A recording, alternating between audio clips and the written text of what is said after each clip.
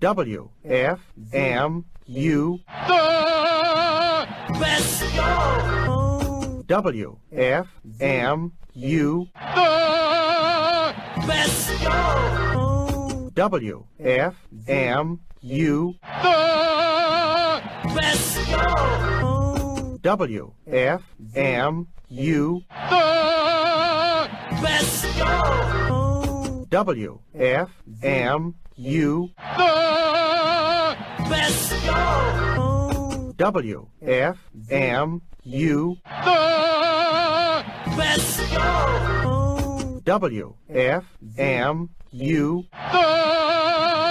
best show. WFMU.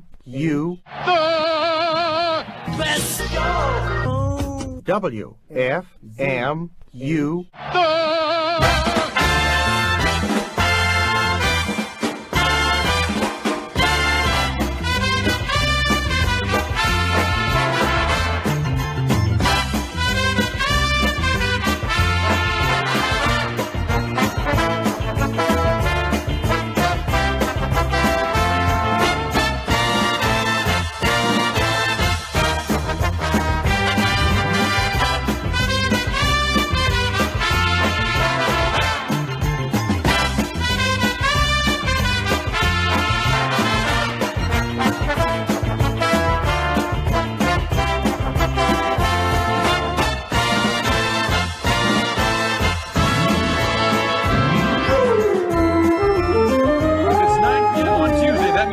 for the best show on WFMU. 120 minutes worth of mirth, music, and mayhem, hosted by the one and only Tom Scharpling. The best show on WFMU broadcasts each and every Tuesday night from the 24th floor of the WFMU broadcast building, overlooking beautiful downtown Jersey City, New Jersey. As always, the phone number is 201-200-WFMU. So call now, but please refrain from dialing unless you've got something to say. My name is Ali Farinaki, and as always, thanks for listening. So sit back, relax, and enjoy. Like the pizza box says, you've tried the rest, now try the best. Take it away, Tommy!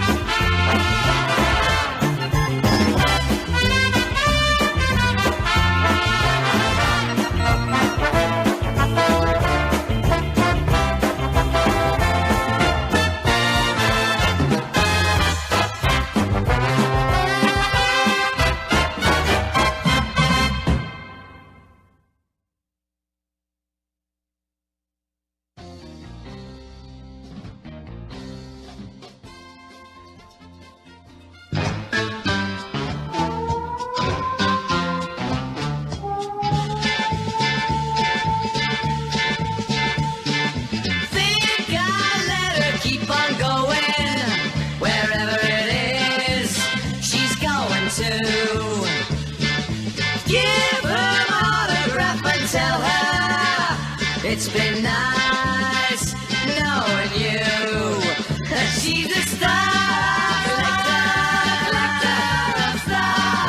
She only aims to please young celebrities. Yes, she's a star collector. How can I love her when I just don't respect her? When everything is going my way, she wants to be close at hand. She moves some other way.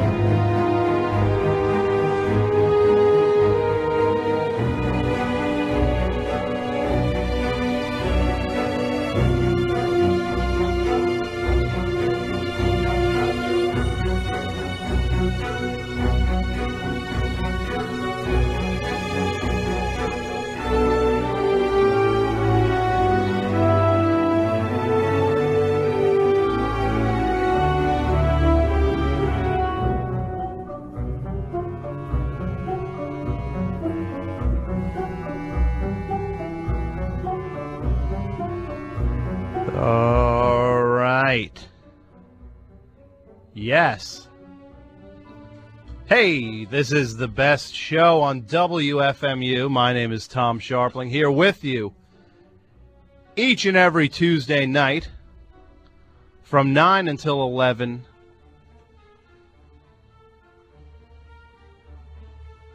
With the exception of last week, I want to thank filling in for me DJ OJ, who was kind enough to come down and fill in. Thank you, sir, for doing that. The phone number, 201-200-9368. The line is live all night. It's Open Phone Tuesday, as it is almost every Tuesday here on the best show on WFMU. 201-200-9368.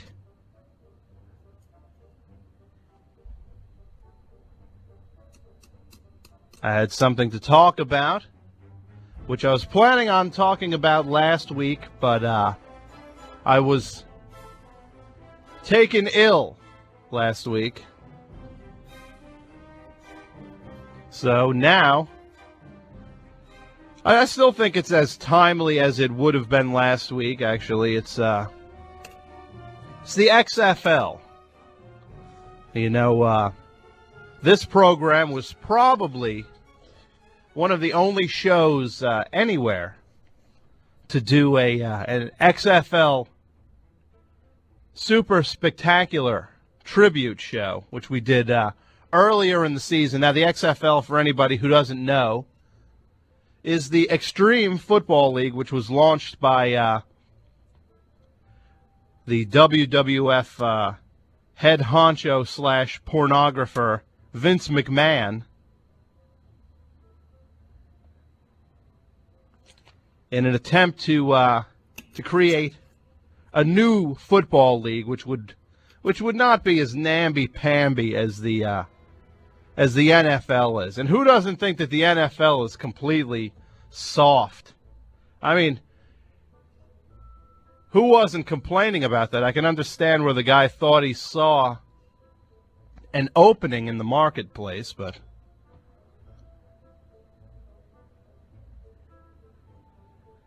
now a couple weeks ago, I think it was about 10 days ago, the XFL announced that it would not be coming back for a second season because it was not financially solvent for the investment that Vince McMahon had made and NBC had made. So the league would not be coming back, and I thought tonight could be sort of like a funeral for the XFL. You know, so if I've tried to line up someone from the XFL, like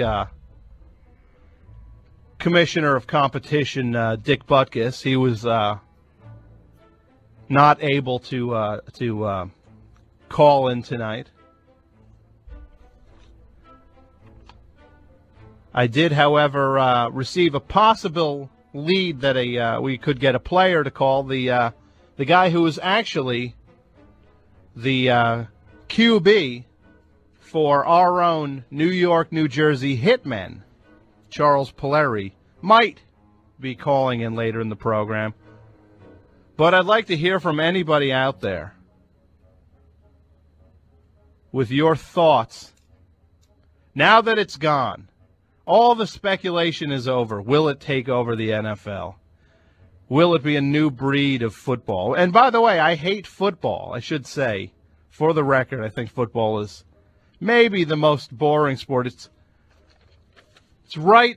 almost tied with baseball for sheer lack of excitement. Now, I remember the first time I heard about the XFL. And by the way, the phone number, 201-200-9368. This will be the farewell to the XFL show tonight. The XFL funeral, so to speak. And you can email me at Thomas, T-O-M-S, at WFMU.org.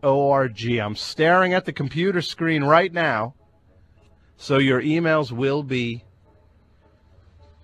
seen the second you hit the send button. I will see it. Tom S. at WFMU.org. Now, I remember when I first heard about the XFL, I was completely excited because I thought it was just going to be like most ventures where somebody tries to fill a void that is not screaming to be filled. I thought it would fail, and I did watch the games with a sense of the fact that it was like a fatalistic thing. I was watching knowing that what I was seeing would not be around for long. But I am shocked that the league was disbanded after one season. I mean, the play was awful. The marketing was just insane. It was nuts trying to make it like it was dirty. It tried to straddle the line between professional sports and wrestling entertainment in terms of the trappings, like having a chowderhead like Jesse Ventura, who the people of Minnesota are probably just. If you're from Minnesota, I would love to hear from you tonight also. 201-200-9368. I'd like to know how you feel about your governor positioning himself as an extreme sports announcer. But when the trappings were just horrific.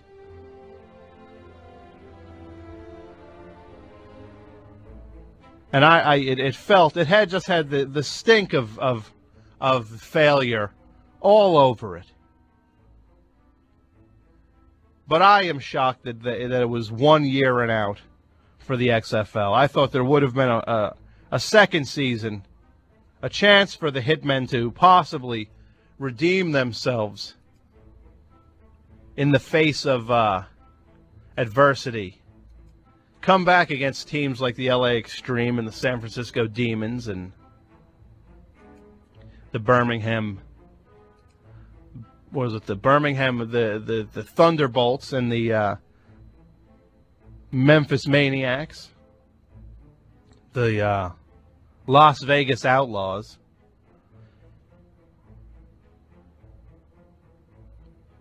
Apparently, people are as interested in talking about the XFL as they were in actually watching the actual XFL. But I can handle that. I'm a professional. I should say you are listening to the best show on WFMU.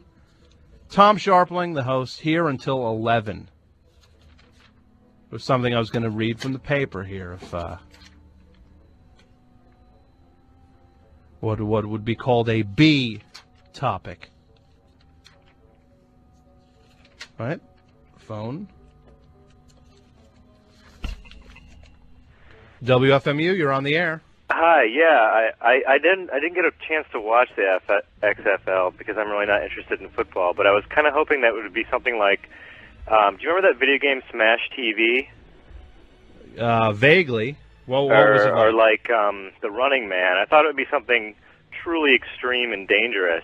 So you were looking for that aspect to be heightened. The fact that since it wouldn't be ostensibly it would not be NFL football, that you were hoping there would be like some crazy like Max Headroom futuristic aspect to it. Some surreal elements. Yeah, I mean, isn't that kind of what they were promising? You know what they delivered was football played by guys who couldn't make it into the NFL. It was like watching. It's like baseball players who go to Japan. Exactly. It was like the best football player in the XFL was worse than the worst player in the NFL.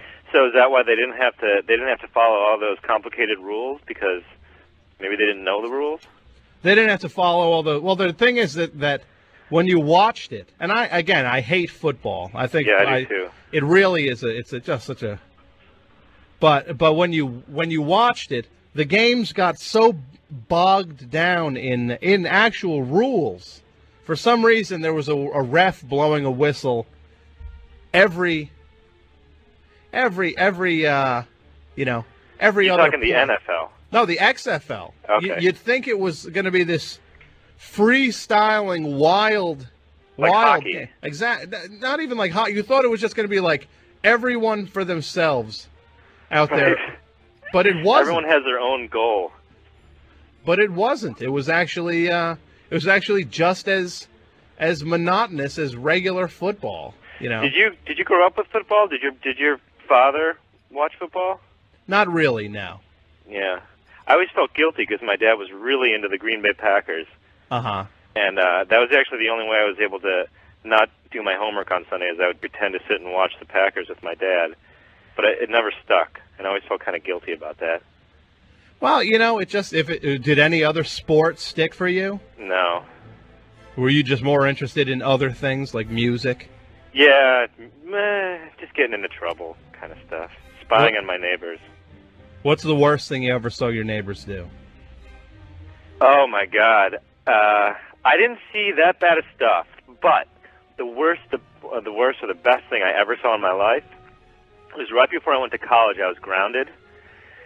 I got my license taken away for speeding, and my dad was really pissed off. So I went and snuck out my window and spied on my neighbors. And I saw a girl getting out of the shower, and she readjusted her towel for half a second. So you saw 1/2 second of nudity. In 4 years of spying, that's what I saw. That was probably the last time I ever spied. And then get this, I go to college, and she's in my dorm. That girl who you spied on. And I knew that this would be just kind of the crazy last thing of my high school days. And so after I saw her, I went and, I know this sounds kind of creepy, but I went and rang her doorbell, and I had this thing planned out where I would say, "I lost my dog. Have you seen my dog?" Just to really scare myself and creep myself out. But I actually did that, and she recognized me when I saw her in college again. And she said, "What was the name of your dog again?" And she didn't remember what I had said anyway. But so you had some rough times when you were going through like the early college years. With girls, you mean? Just in general. I mean, it seems like you definitely, things might not have been the easiest. Being inside your head might not have been the most comfortable place to be. I was just scared to get bad grades.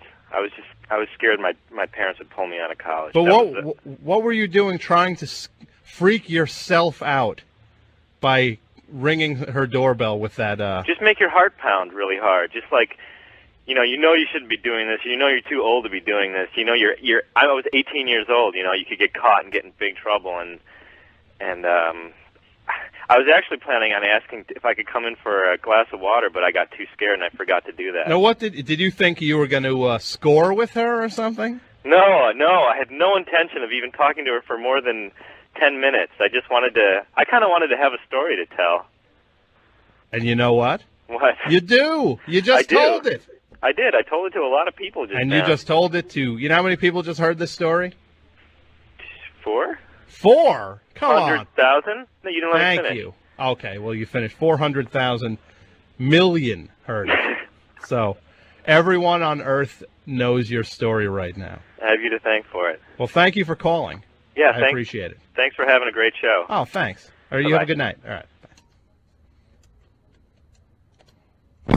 FMU, you're on the air. Hi, is this Tom? Yes, it is. Tom, Tom. My name's Mike Ruggles. Okay. I'm sorry. So depressed. Over what? What's wrong, Mike? XFL. You're depressed over what? About the game being canceled? The league being... Well, how would you feel if your whole reason for living was... Can you speak up, Mike? How would you feel if your whole reason for living was pulled away? But what was your whole reason for... The XFL was your reason for living? Me and many others. I don't know. I think you... I'm sorry, I've been drinking. We just feel betrayed. I'm kind of confused. You feel betrayed of what? The football? By McMahon, by Vince McMahon. Because he canceled the XFL? If I ever see him on the street, he better lay down because he's dead. Because the XFL turned out to be a flop. It wouldn't have been a flop if he'd let it go longer. I got to disagree with you on that. I think it was definitely. I think the writing was on the wall from game one. Did you see that play though? They were so good. It was hard hitting, action packed. But it really wasn't, though, was it? I mean, you think it was hard? It was action packed. Of course it was. Vince McMahon would never give us anything less. Well, I think he did give you less. You're wrong. Okay, so what... I spent all my money on XFL merchandise. Hats, T-shirts, jackets, for each team. I had full sets of everything for each team, and now I'm destitute. I had to sell my Boltmobile. Your what mobile? My Boltmobile. I had a Birmingham Bolt car, specially made. Where are you calling from, if I can just... I'm in Ohio. Westerville, Ohio. So the Birmingham Bolts... But you're not from Birmingham, though. No, but I love the league. I thought they were the coolest team. I loved all the teams equally, actually. It's like they were my children. I couldn't really pick a favorite, but I liked the Birmingham Bolts helmet, so I had a VW Bug turned into a Boltmobile. Well, that's kind of $30,000. I had to sell it. You sold it because of all the... Because you just... Well, what did you think you were going to get from spending that much money? Well, my plan was, in like a year or two, when the expansion teams would come in, like the Seattle Grunge and the Philadelphia Rockies, I was going to go up to Western Maine, where they were going to have that team, the Western Maine Crabmen, and I was going to start a museum up there, the XFL Museum, and I was going to be Mr. XFL. But I first of all, I didn't know anything about expansion teams. Like, who was it? The Seattle what? There was the Seattle Grunge. They were going to be in, I think, in like 2002, and the Western Maine Crabmen were going to be in 2002 also, and the next year was going to be the Cleveland Disease and the Philadelphia Rockies, ROCKYES. You mean like as in the boxer? Like the movie. Yeah. The superhero. Where did you find out about these expansion squads? I subscribed to an email newsletter. And this is all true? I mean, that they were going to be... Why would someone lie about that? I don't know. Well, it's news to me. It's news I'm not familiar with. So all I know is that I don't have any money anymore. My ex-family left me. Your ex-family? Yeah, I quit my job as a welder. I just haven't felt like working or bathing or eating since I heard the news. What the first problem between my wife and I was that I renamed my kids. Mm-hmm. What did you rename your kids? My son, his original name was Thomas Herbert Ruggles, and I renamed him Dontel Marcus Ruggles after Dontel Marcus, who plays for the Enforcers in Chicago. Uh-huh. And my little daughter,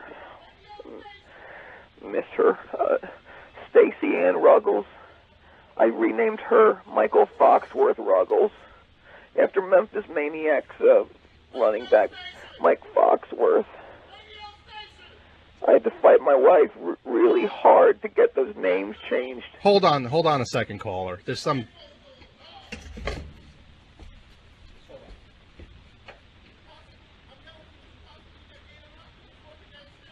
I don't have a key, I'm sorry. I'm on the air right now, sir. I'm talking on the air. What's going on over there? Are you still there? Are you still there? I'm here. There was a guy yelling. What happened? I don't know what happened. There's somebody yelling in the back who's... Well, let me just say there was a lot of yelling at our house when I brought that up to my wife, getting the names changed. Uh-huh. That was just the beginning of it. I sold my kids clothes to buy new merchandise every week. She was also jealous of the time I spent corresponding with the XFL cheerleaders. You took it upon yourself to talk to the cheerleaders? Well, no, I didn't really talk to them until they'd actually come through town. My brother, he's got this gentleman's club called Quasars here in Columbus. Uh-huh. And I'd go and sometimes meet some of those girls when they'd come through, because they sometimes have other jobs too, like dancing. Uh-huh. So I'd meet them there, but I usually just correspond with them. What did corresponding entail? Mailing stuff to them. Okay. Like what kind of stuff? I don't want to get into this right now. Well, you're into it. Why don't you tell us? Briefs. Briefs? Briefs. I can't understand you. What word? Briefs. Briefs. Undies. Whose undies? Mine. Why would you send your underwear to anyone? Because I thought they'd think it was hot. But see, these things I don't think you can pin on the XFL, though. Well, I wouldn't have known about these girls unless I'd seen them on the TV during games. But that's no invitation for you to kind of Did you become see the way they were moving?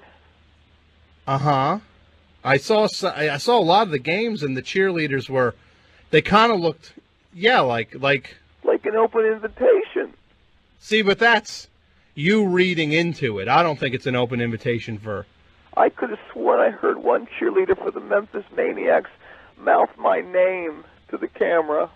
You're completely reading into it. You're wrong. I'm pretty sure they were not mouthing your name. Well, anyway, so I'm totally screwed. I'm a musician, too. I used to be in this band called the Kent Thompson Band. Uh-huh. We had a single out in '85 called Love or Don't. Okay. I've been working on this record of XFL songs. It's called the XFL Rock Album. I wrote all these songs. And you were working on this not with the league or with the league? Eventually I was going to play them the finished tracks, and I just assumed that they'd put it out. Uh-huh. Spent $45,000 on it. Why would you do that, though? Just because, I wanted to share my love of the league, and I just had this streak of creativity, and I came up with these great songs. One's called Extreme Teams. Uh-huh. One's called Men of Iron. The best song was called We Love You, He Hate Me. See, I think you showed I also had a rap song called You Demand, Big Merc. I'm really sorry that you put as much of your time and money and... It gets worse, though. I don't know if I can handle it. I was planning on starring in XFL movies. You were planning and starring in the movies? Because I'd be Mr. XFL, sort of like the face of the XFL, you know? Uh-huh. I wrote 4 movies already. But again, I think you took it. What made you invest this much of yourself into something that you were not? Haven't you ever been just touched by something to your very core? Well, not by something that wasn't mine like that. But the XFL was yours. It was all of ours. It was for all of us. But it really wasn't, though, was it? It sure was. So, do you want to hear about the movies? Why not? One of them's called XFL Madness. Uh-huh. And it's about these 2 guys who drive from Las Vegas to New Jersey so they can meet the hitman quarterback Charles Pulari. Okay. They also pick up a pet cobra on the way. And one of them gets murdered, too. But that doesn't seem like something that anybody would want to watch. Well, how about this one? Gridiron Glory. It's about the Seattle Grunge expansion team and their valiant bid for the 2002 McMahon Cup, and also their coach's battle against Alzheimer's. That sounds horrible. No, well, wait. There's also, I wrote in a part for Adam Sandler as a bumbling water boy. But he already has played a water boy in a movie. Wait, my movie didn't get made yet. But he already was a water boy in a movie called Water Boy. No, he's not. He's Opera Man. He was Opera Man on Saturday Night Live, but he did a movie called The Water Boy. Oh, jeez. Well, how about this one? President Football. What's that about? Well, it's the president of the USA, and he gets drafted by the Las Vegas Outlaws. And then he becomes the star quarterback. And he's also trying to avert a nuclear war with Spain. Uh-huh. Yeah, that doesn't sound good, though. What about this one? Locker Room Lust. I don't know if I can handle many more of these. Locker Room Lust is a porno film about some of the players having sex with all of the cheerleaders and each other. But that's like was that just a porno movie? Well, you know, you got to appeal to all kinds of people. That doesn't sound like it really appeals to anybody other than somebody who would want to watch just any porno movie, though. So? That sounds horrible. Well, maybe this will turn you around. I wrote a poem about the XFL, okay? Okay. Here it is. See if I can get through without crying. You gridiron warriors with your helmets and pads showed us a way to live and love that we never knew we had. From Memphis to Los Angeles, your flames glowed bright. You gave us a reason to live every Saturday night. The ladies on the sideline so pretty and sweet. The way you strut back and forth, you look good enough to eat. The play on the field was hard-hitting and fast. I know deep down in my heart that the league was meant to last. I will fight for your return, dear league of mine. On this I do promise. For if you do not come back to thrill us with your play, me and millions like me will lay down in our graves. That's terrible. Why would you lay in your grave for something that somebody else was just trying to get rich on? That doesn't have a whole lot to do with you. Don't put down Mr. McMahon. But you just said he would be dead if you, I was in the heat of passion, though. He's sort of like my dad. I think He's sort of like your dad, too. I think your problems run deeper than this, You don't know me. I know people like you, though. Do you have any email addresses for them? For who? Those people like me? No, you know you're really spooking me out here. Can you do me one last favor? What's that? play a song for me? What song? Play my song Extreme Teams. What is that on a record or something? Do you have it? Well, what's the name of the group? It's me, What's your name again? Mike Ruggles. Mike? Mike Ruggles Band. Mike, I'm going to go check in the library. If you don't have that, can you play Athena by The Who? I probably can't now. Well, geez. You're scaring me. I want everybody to pray for the return of the league. Okay, Mike. Well, you hang in there. You sound completely sad. Can I call you again? No. At home? No. Tomorrow? No. Tonight? No. When? Don't. All right, Mike? Goodbye. Bye. All right, hey, that was completely horrifying. I got to play some music now. Here's something by Portastatic on the Looking for Leonard soundtrack.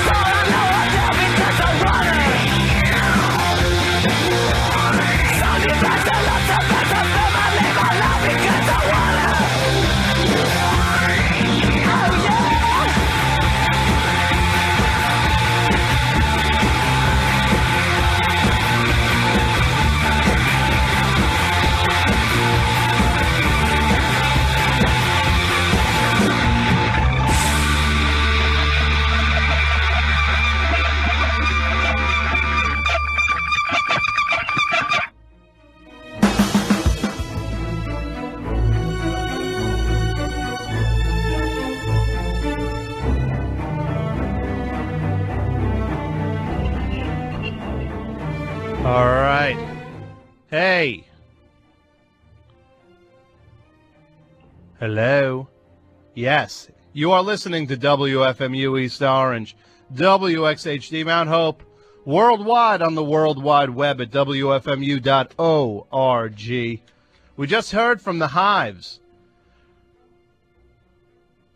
From the Hate to Say I Told You So EP on the Gearhead record label. The name of the song was Hate to Say I Told You So, which was also from their fantastic album Veni Vidi Vicious. And before that, the title track from the Looking for Leonard soundtrack by Portastatic on the Merge record label. This is the best show on WFMU. My name is Tom Scharpling. The program tonight is meant to be a like an XFL farewell show, funeral show. We're looking to get your thoughts and remembrances of the XFL, since it was announced that the XFL would not be returning for a second season. I got an email here from David. He says, "You're another guy who hates football but likes the idea of the XFL. I'm with you. Football players get paid a lot and get laid a lot. I want to see them get hurt bad." David was smart enough to type in an email to Tom S., T-O-M-S, at WFMU.org. And consequently, he got his email read over the air. We got Sponge checking in, also on the email, saying everyone knew the XFL was doomed from the start. Who cares? What about those killer giraffes in Malaysia? We should be worrying about those. And his also excessive use of ellipses, which does not translate to the radio. The phone number, 201-200-9368. And I'm also getting terrifying emails from someone who shares my name. His name is Thomas. You're scaring me. Please. He sent me 6 emails already. You're terrifying me, sir. There is a time and place for everything.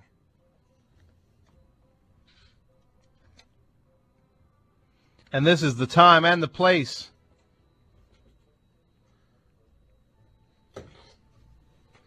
for me to tell you that Glenn Jones, WFMU's own, will attempt the greatest stunt of his radio career, setting the world's record for longest DJ shift ever. Beginning Friday, May 25th at 9 a.m. and running, hopefully running, until Tuesday, May 29th at noon, Jones will DJ nonstop. The world record currently stands at 73.5 hours, a point that Jones will pass on Monday, May 28th at 10:30 a.m. But from there, he hopes to set broadcasting history and continue on for another day.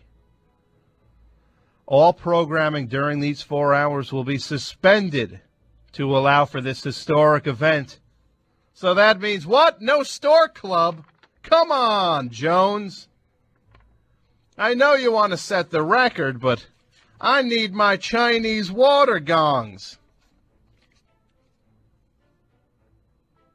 And for the first time ever, WFMU will provide a 24-hour video feed on the web so you can not only listen, but you can watch the struggle live on your computer.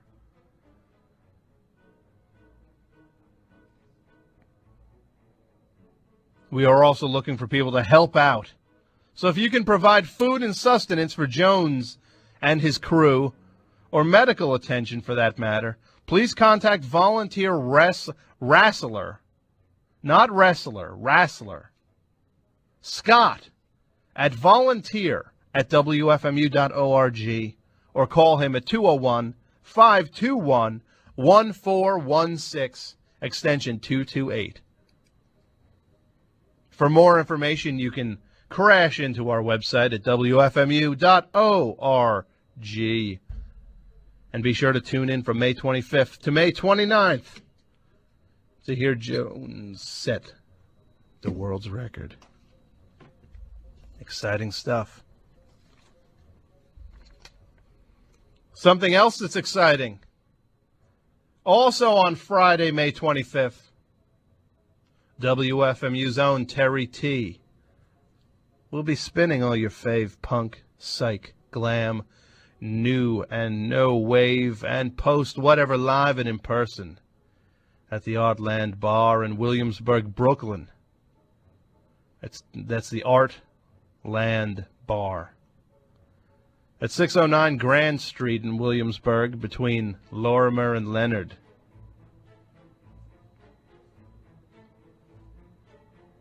That's this Friday night. WFMU's own Terry T.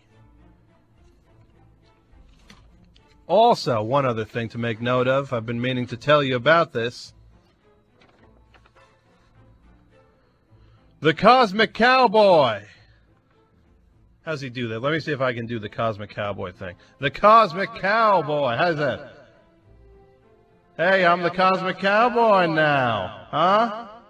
I'm Cosmic. You're not Cosmic.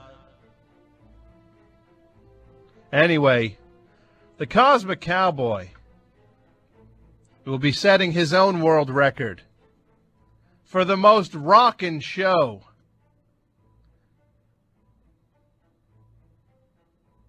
He didn't put a date on it, though. Come on, Cowboy. Come on, Cowboy. He didn't put a date on this. Stiplicon is going to be on his show. Is it this Wednesday night? Or this Tuesday/Wednesday? Or is it next Tuesday/Wednesday? We don't know. Come on, Cowboy. If you're hearing this, you let me know, buddy.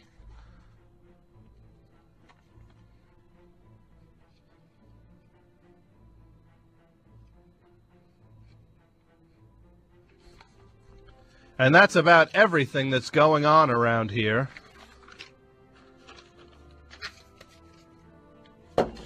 The phone number, 201-200-9368.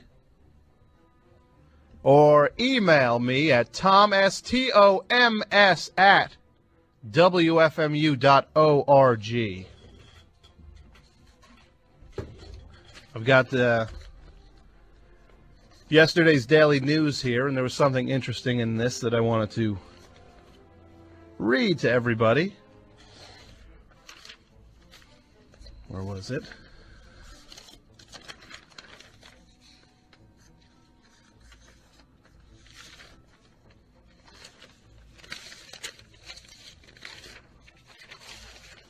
Come on, it's got to be here somewhere. Here it is.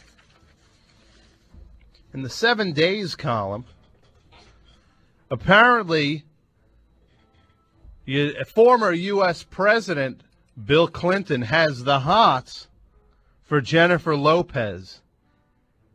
Says that he saw the movie Angel Eyes this last weekend and came out and said that she is the hottest actress on the scene right now. And I'm surprised that it's in the gossip column. I'm surprised that that has not, that more, I'm sure Jay Leno will be running with it, but the fact that the president would say pretty much that he thinks that Jennifer Lopez is hot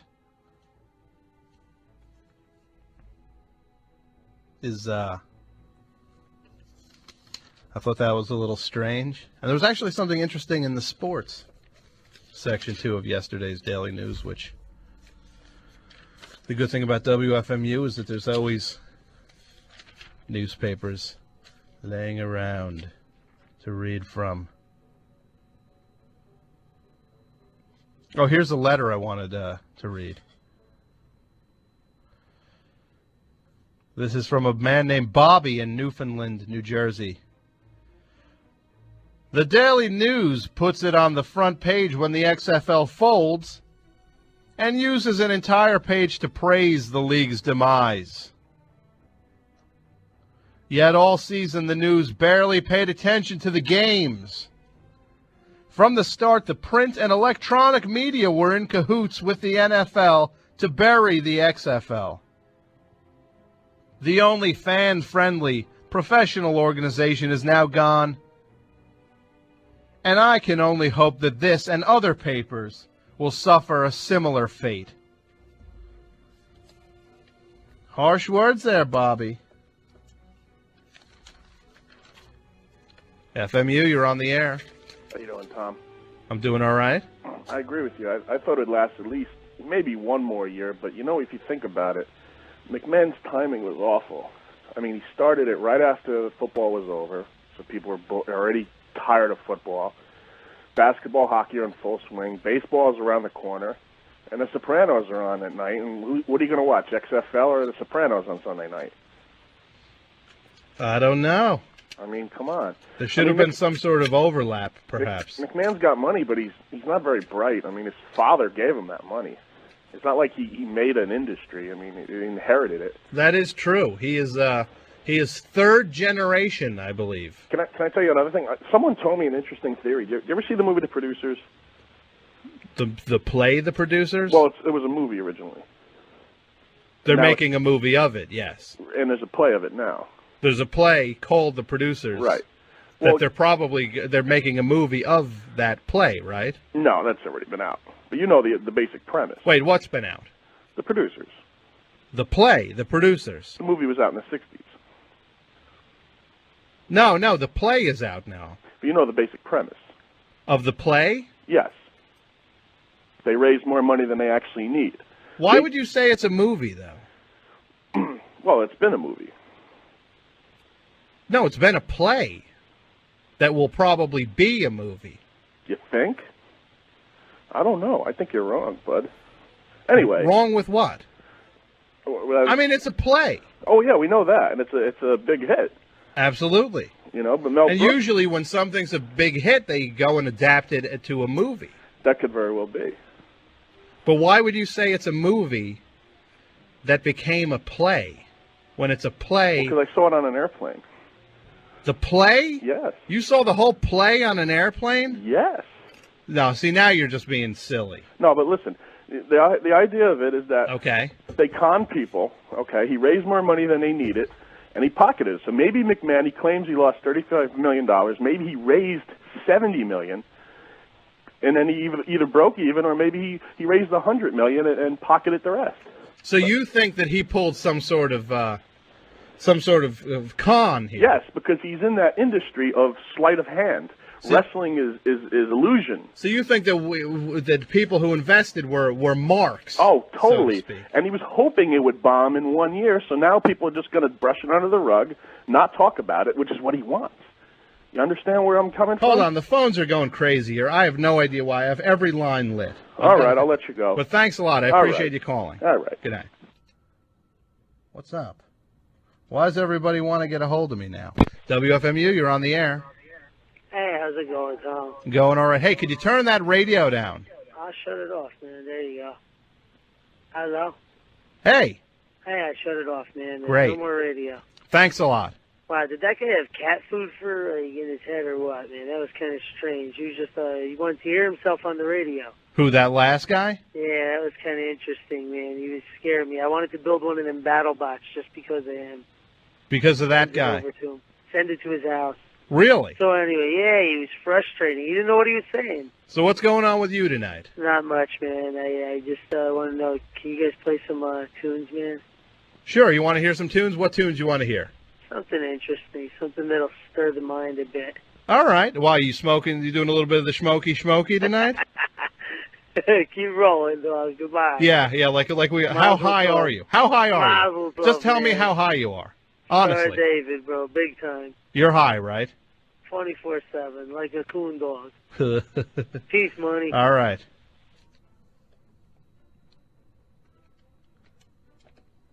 The phones are going nuts. WFMU, you're on the air. Yeah, Tom, what's up? Tyler from Newark. How you doing? Chilling, man. Chilling. I think that guy was right, the other caller. There was a movie called The Producer. I think it came out in like 16, if I'm mistaken, 69. Don't quote me on it. But starring Gene Wilder and I believe that dude that played on Cannonball Run, the crazy guy, the doctor. Dom DeLuise? Not Dom DeLuise, but the other crazy guy, the doctor. The doctor. Oh, yeah, that guy. That guy was awesome. But I think it wasn't a movie. That's a play right now. Yeah, it's a play right now, but it was a movie like a couple of decades ago. No, it wasn't. I think you're probably thinking of something else.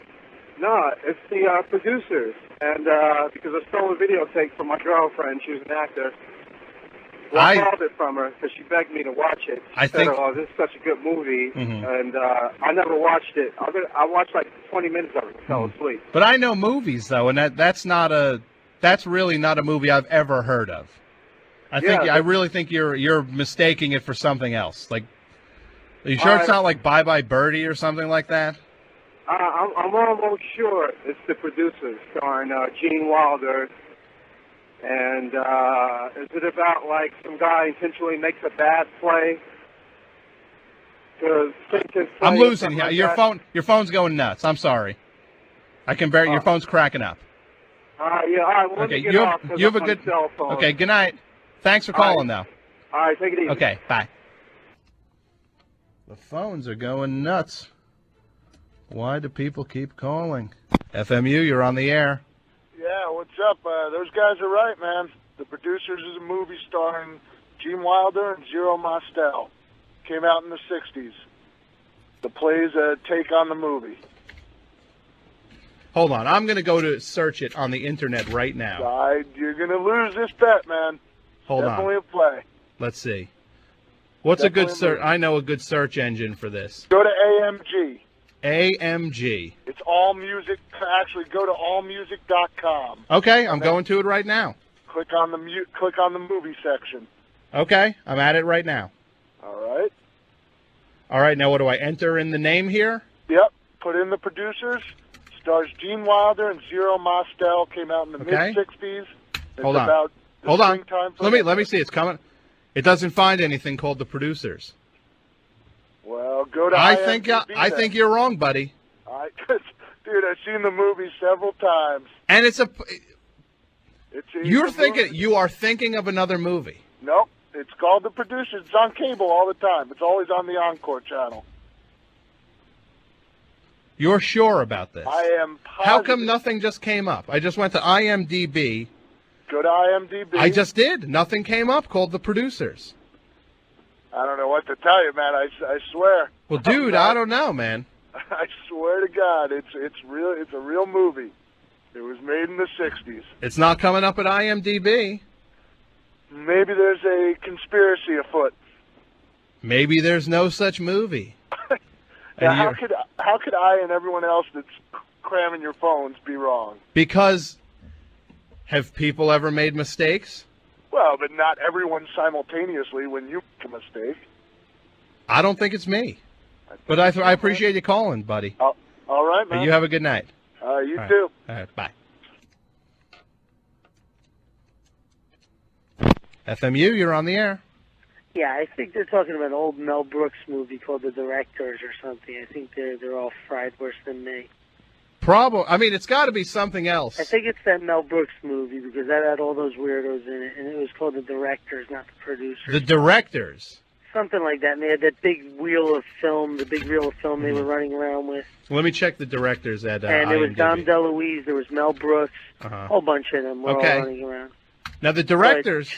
Maybe it was the directors and it was Mel Brooks. Now the directors comes up actually at IMDb. All right, but now that's only because I'm smoking. Remember, I'm that high guy. It says the director's movie from 1966. And remember, I sit home all day and watch TV. Okay. Well, the director's was a movie. There you go. So tell them they're all a little high. With Gene Wilder and Dom DeLuise. There you go. See? So... You were right. I was right. Thanks for calling, buddy. I appreciate that. Peace. All right. Me and my friend. We get to the bottom of it. Me and my herb-loving friend. The WFMU, you're on the air. Yeah, I wanted to call up and talk about the producers. How did you like the play? No, the movie. You mean the directors? No, the producers. Did you went to http://usimdb.com Uh-huh. and you searched the producers, directed by Mel Brooks. I just searched the producers and nothing came up. No, I'm looking at it right here. Do you want and then I typed in the directors and it comes up as a movie with Gene Wilder and Dom DeLuise. how about us.imdb.com /title. Hold on. Let me get my keys here. Hold on. I just got an email from some guy, Mike, who says, you don't know movies. He says here, The Producers was originally a movie written by Mel Brooks starring Gene Wilder. The play is based on the movie. I got to tell you, I think it's called The Directors. There's two of us who agree on that, me and my friend who just helped me sort it out. IMDb confirms that that there was a movie called The Directors, which came out, I don't have the screen in front of me, what was it, 66, I think it was, with Gene Wilder and Dom DeLuise. Oh. FMU, you're on the air. Yeah, hey, man. Hey, how you doing? What's going on? This producer thing is killing me. It's nuts. It's totally a movie. It's like my favorite movie ever. What, The Directors? No, the producers. It's called The Producers. I think it was like Mel Brooks' second movie. And Dom DeLuise had nothing to do with it. Dom DeLuise was in The Directors. Was he in The Directors? I never saw that. What was The Producers, then? The Producers is Mel Brooks' movie. It's a Mel Brooks play. No. He started it. He actually helped. He rewrote some of the stuff for the play. Based on what? The Directors? No, based on The Producers. You totally are confusing me here now. There's no confusion because it's just the producers. Springtime for Hitler in Germany. That's what's in the play, right? No, that's in the movie, baby. Lorenzo C. Dubois, baby. But my friends call me LSD. What are you talking about now? That's now the producers, man. It's like the funniest movie ever. And even if you don't believe it, you're confusing me now. Why does The Directors come up on IMDb as a movie with Gene Wilder and Dom DeLuise? Because that probably is a movie with Gene Wilder and Dom DeLuise. Okay, well, I'm confused. I'm trying to find a place. I'm desperately trying to find a website where you can look this up. So, okay, absolutely. Please do. So we can get some rock and roll there now. Great. Thanks a lot for calling, though, buddy. Oh, hey, can you guys can you play Scarecrow by Ministry for a friend of mine? Scarecrow by John Mellencamp? No, by Ministry, man. A friend of mine passed away today, and I think... oh, really? I'm sorry. I'll see if I can. I can't promise it because it's a short show. Understand. But I'm sorry about your friend. Hey, and, okay, cool. Okay. See you. Great. Well, thanks for calling. Bye. Okay, bye. Why are people calling 201-200-9368? WFMU, you're on the air. Hey, dude, you gotta do me a favor. Yeah? It's that guy that called up with the directors. The reason that I did this is because all these people have mush in their heads. Nobody wants to hear about the producers anymore. It's the directors. That's why I called up, because I want you guys to play that really cool, weird music you play. So okay. I can enjoy my high time.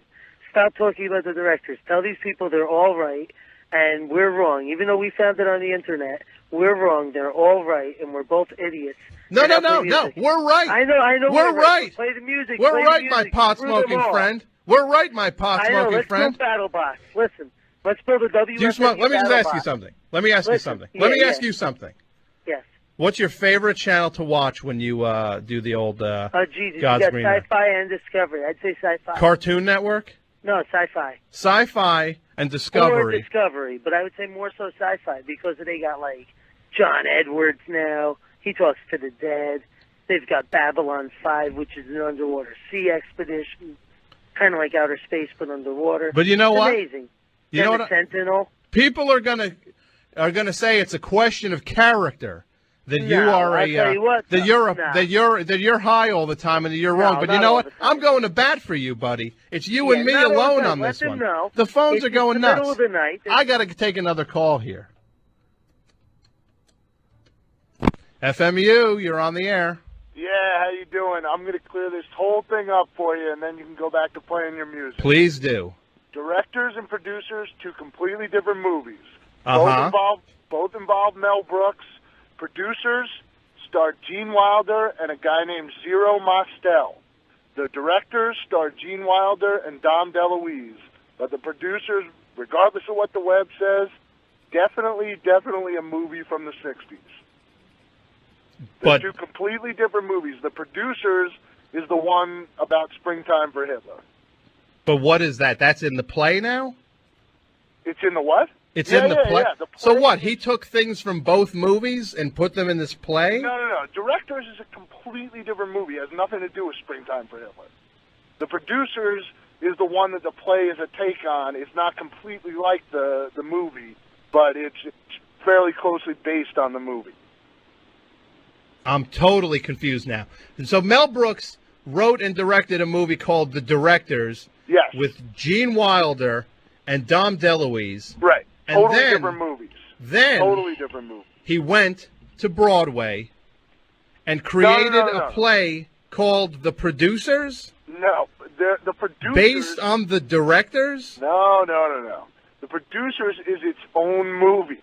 The Producers is a movie that involves the making. The idea is they get a bunch of investors.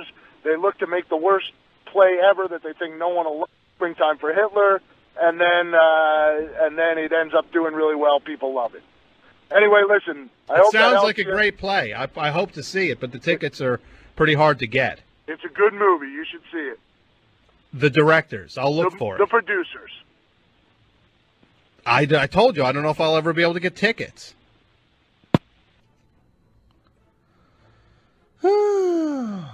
Why do I bother with you people?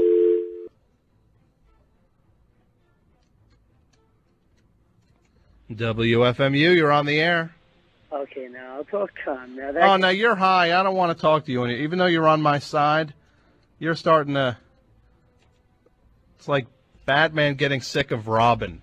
WFMU, you're on the air. Yeah, how are you doing? I'm doing great.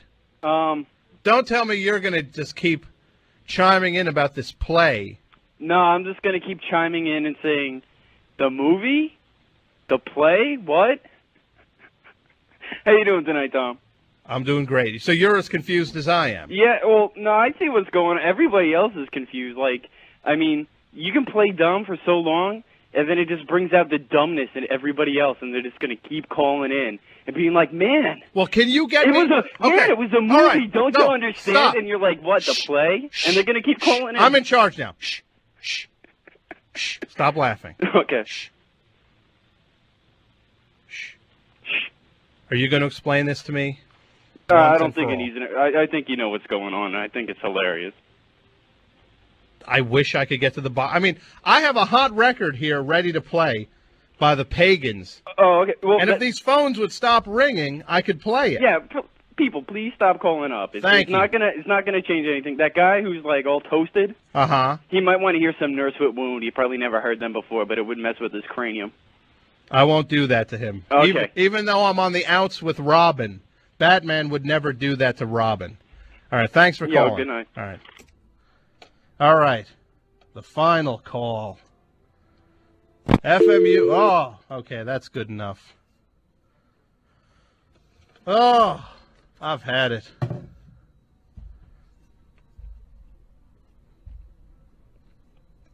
As promised, here are the Pagans on WFMU.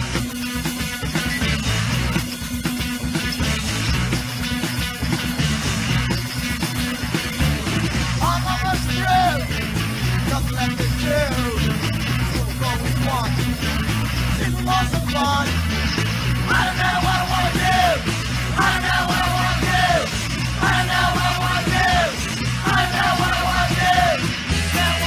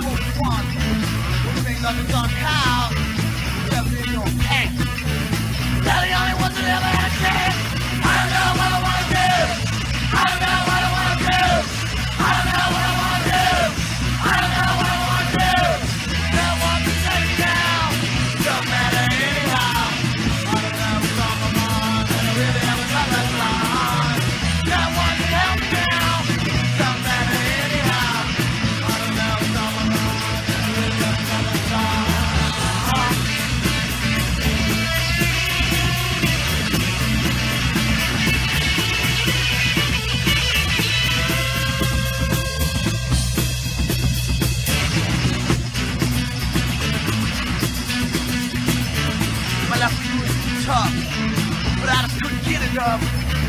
Made like everything's fun. You're the one, you're the one. I don't know what I wanna do. I don't know what I wanna do. I don't know what I wanna do. I don't know what I wanna do. No one can save me now.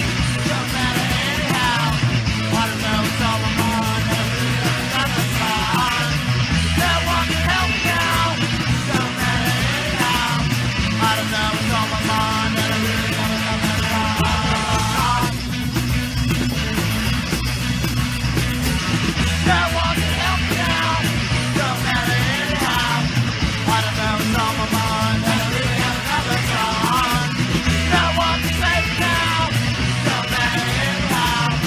I don't know what's on my mind. And I really don't know what's on. I have another thought. I have another thought. I have another thought.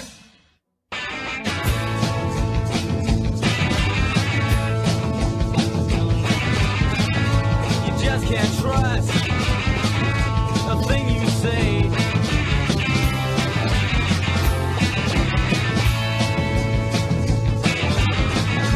You're much too dumb to find a better way.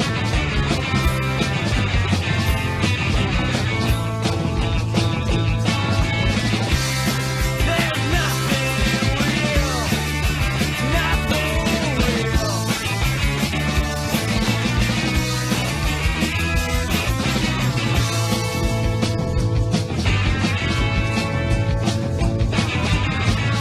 You got that look, you seen it on TV.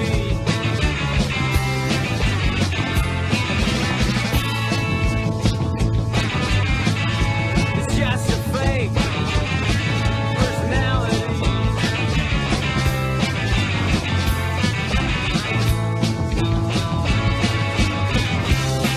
There's nothing real about you.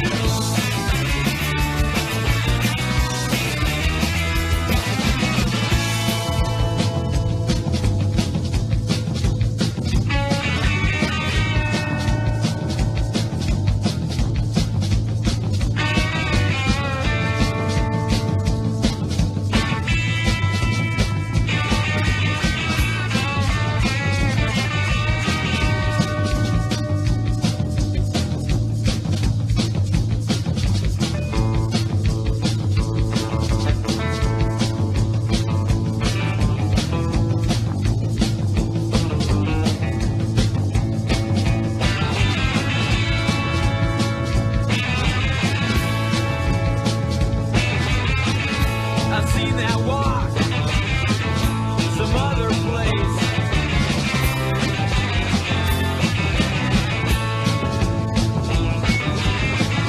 And heard that talk from another face.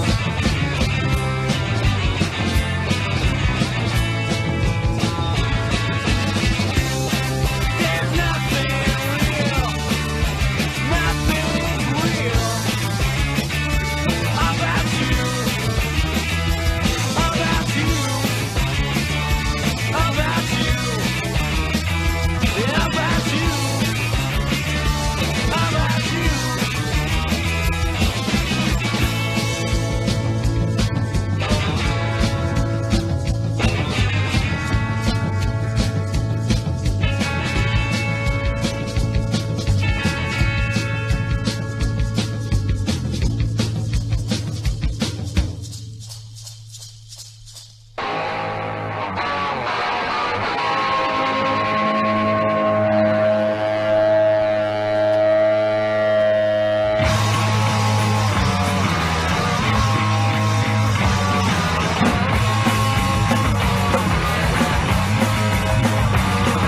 You swallowed all my stinking lies. Now you ask me to apologise. I look into your limpid eyes.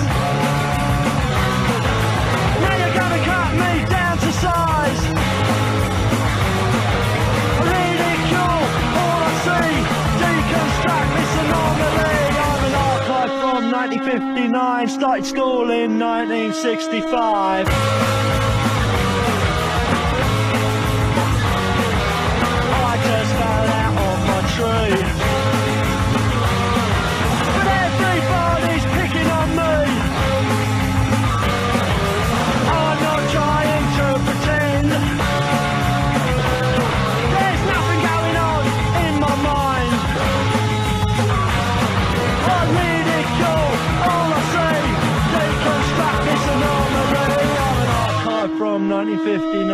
like school in 1965.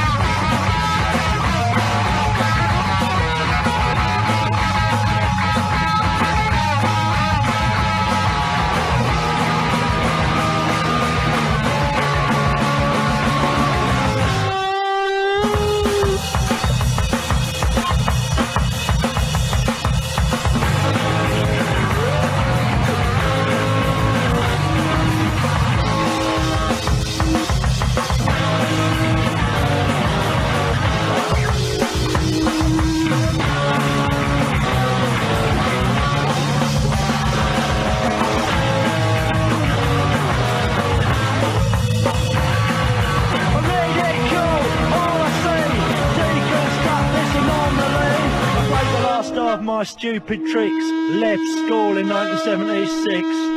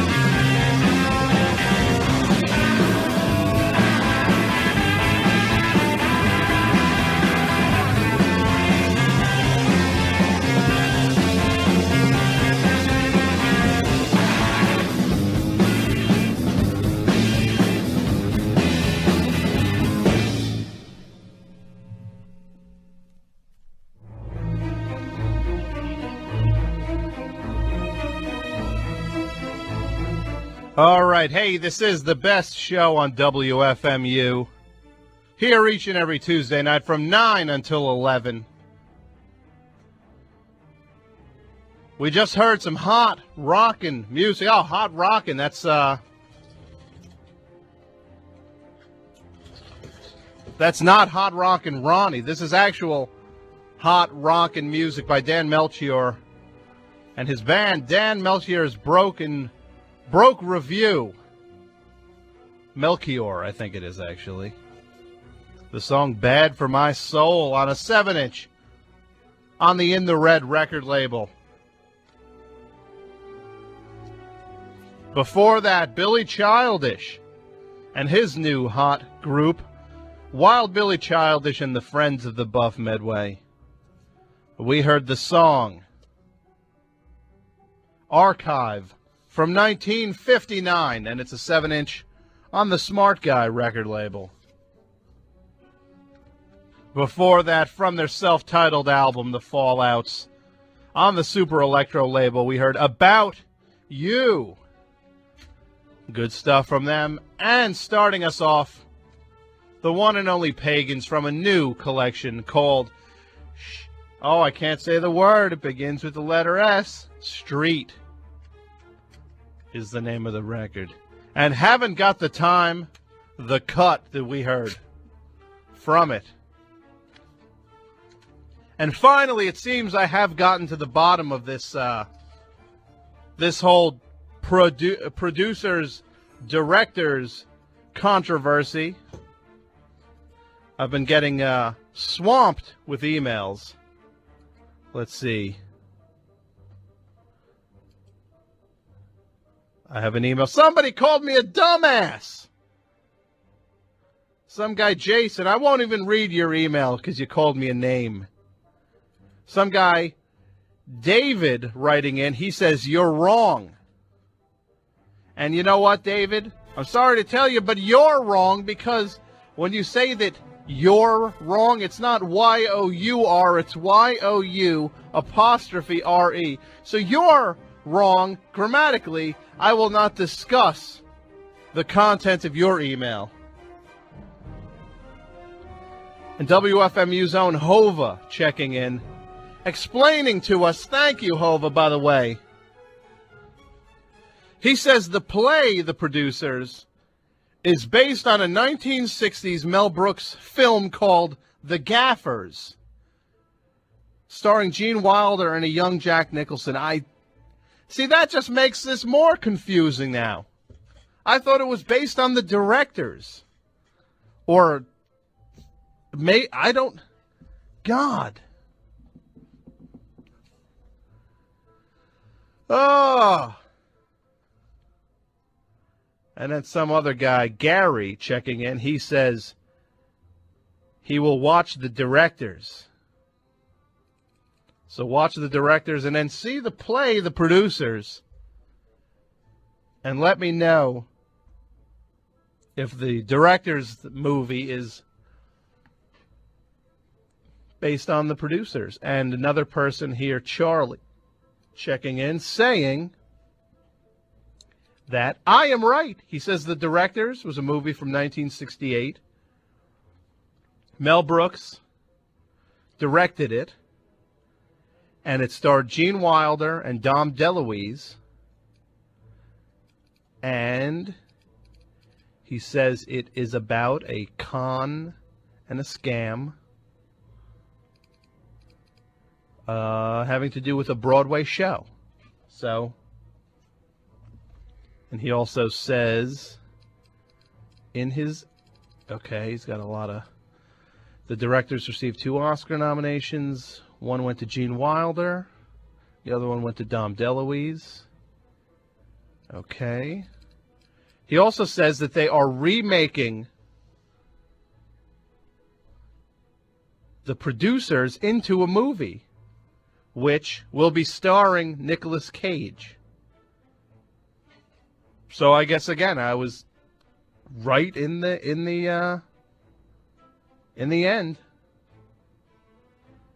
I'm not always trying to be the one who's right on this stuff. It just, I know movies, and that just didn't seem right that play would have been a movie, because they never make movies into plays. They always make plays into movies. Is the phone number. We were talking about XFL memories. It's over. The league is officially kaput. God, that guy was spooky who called in earlier. It sounded like he let the league take over his life a little more than you should. Hey, WFMU, you're on the air. FMU, you're on the air.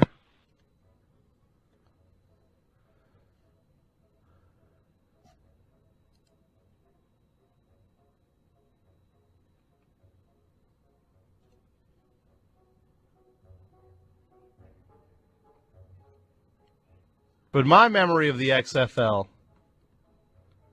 my first memory was that first game. I believe it was in Las Vegas. It was the Las Vegas Outlaws taking on the New York, New Jersey Hitmen. And Vince McMahon walked out on the field and said, it is my pleasure it is my privilege to be bringing you the XFL. And then they, instead of a coin toss, they did the scramble, where they put the football on the field and then the guys had to run to it. And whoever got it first, that they got to pick whether they were going to receive or not. And that was exciting. I remember the first scramble in the first game in XFL history, a guy fell and hurt himself, I think. And it was sloppy, and the ball bobbled away from the guys. It was a nice foreshadowing of what everyone was in store for. Hey, I should make mention that, and this also goes out to the people who say, stop saying make mention. Some guy emailed me, this guy named Spot. Now, what grown man, first of all, I just want to say, a grown man named Spot? I wouldn't name my dog Spot. But anyway, this fellow, Spot, emailed me saying, stop saying make mention. So anyway, I'd like to make mention of the fact that Nickel and Dime Radio is usually on following this program, but that will not be the case tonight, as Robin will be stepping into the DJ chair at 11 p.m., which is only 7 minutes away. She'll be taking over and taking you all the way till 2. And then at that point, the Cosmic Cowboy will take you straight through till 6 a.m. And then at that point, Knock'em Siegel. Actually, he doesn't use the reverb on his voice like the Cosmic Cowboy does. But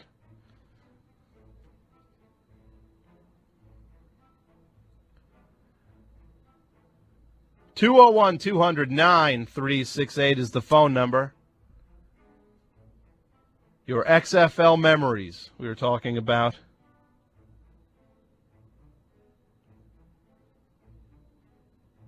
We were hoping that quarterback Charles Polari from the New York, New Jersey Hitmen would be calling in. My producer had put out a line to him, and it seemed like he would be a part of the show, but apparently Mr. Polari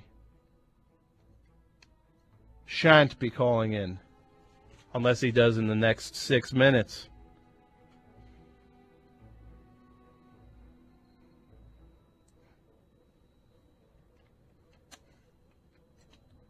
WFMU, you're on the air. Hi there, Tom. How are you this evening? I'm all right. How are you? Pretty good. Jack, long-time listener. Oh, thanks. How are you doing, Jack? Many-time caller. The original Jock from your first show. Jock or Jack? Well, you called me Jock. You made me promise that we wouldn't play French music, remember? Oh, that's right, yes. Well, thank you for calling. My vivid memory of the XFL, the best one is the day they claimed it would be over and I could stop watching it. Did you watch it, though? I watched, like, one quarter of it and went, this stinks. It's over. I couldn't help it. It was, like, perverse. Mm. It's the same reason I watch Street Smarts at night now. You ever watch Street Smarts? No, I don't watch that. But it reminds me of a program they used to have on on WFMU that was all, it was good. It was people who made bad music intentionally good, but it came out bad. It was just, it was doomed to failure. It was doomed to failure. Then again, what isn't doomed to failure, though? Yeah, but sometimes things get a longer run at failure, Just a shorter run. Right. That's it. Have you know what show you should watch tonight, though? How late do you stay up, Jacques? Until I'm tired. I mean, do you stay up till 2 a.m.? No, I got to go to work. I have to, go to work. But Would you be able to call in sick tomorrow? Not for TV. Ever. Oh, come on, Jacques. You got to get your priorities straight. Hey, my priorities are very straight, and TV is not the top of the list. I think I can make. I think you can make an exception if you watch the program Street Smarts. Street Smarts. At 2 a.m. on Channel 11. Okay. This is how I'm going to spend my night. Uh-huh. I'm going to get in the car, right? Uh-huh. I'm going to listen to Robin. Uh-huh. I'm going to get home, put my radio on in the house, listen to Robin.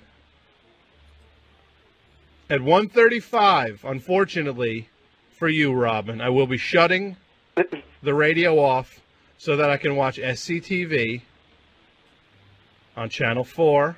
I thought it was Channel 11. No, SCTV's on Channel 4 at 1:30. Oh, okay. And then at 2 o'clock on Channel 11, Street Smarts is on. And what's the premise of this one? It's a show where they interview people on the street. It's a game show. Uh-huh.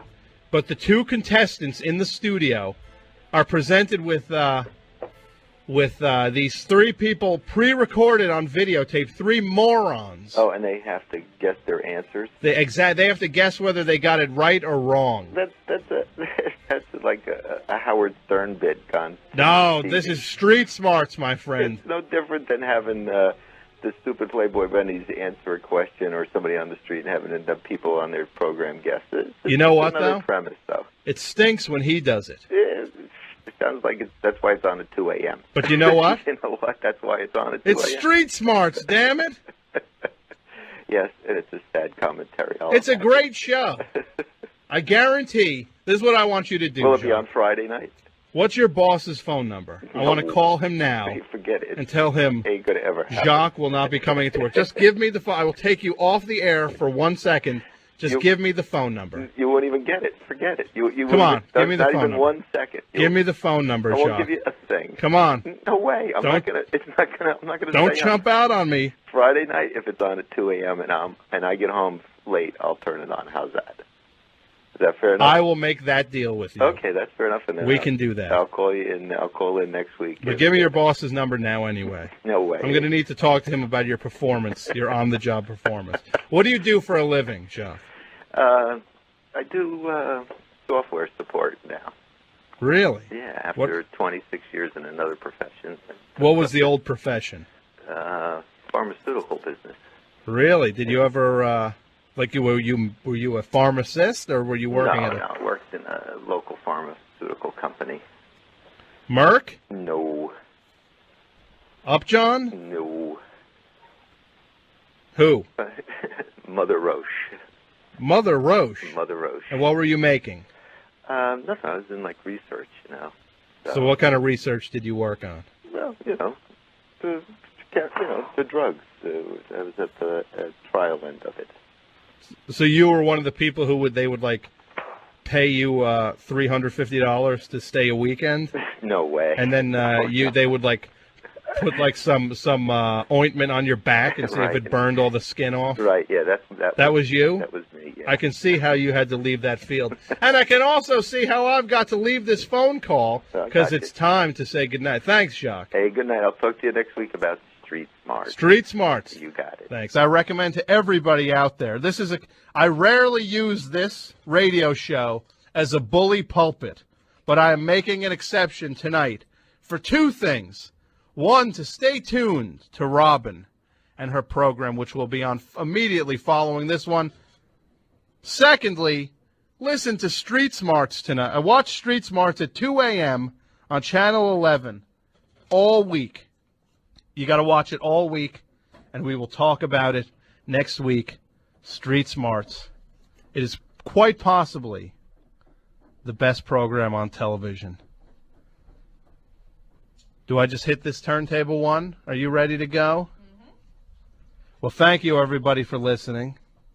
This is the best show on WFMU. My name is Tom. I'll be back next week from 9 until 11.